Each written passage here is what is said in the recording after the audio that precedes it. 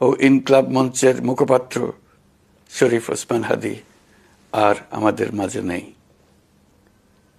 ইন্না লিল্লাহি ওয়া ইন্না ইলাইহি রাজিউন।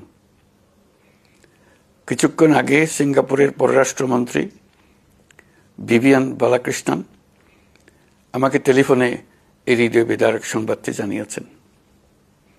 ফেসিবাদ ও আধিপত্যবাদ বিরোধী সংগ্রামের এই অমর সৈনিককে মহান রাব্বুল আলামিন শহীদ হিসেবে কবুল করুন, এই দোয়া করি। আমরা সবাই মিলে এই দোয়া করি।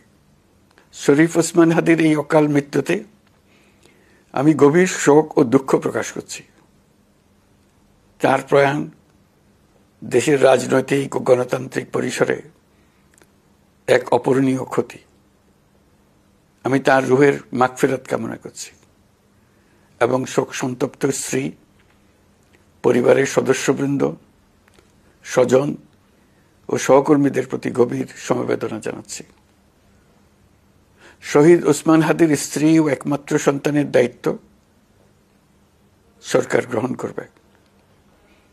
শহীদ শরীফ ওসমান হাদীর অকাল মৃত্যুতে আগামী শনিবার একদিনের রাষ্ট্রীয় শোক ঘোষণা করছি।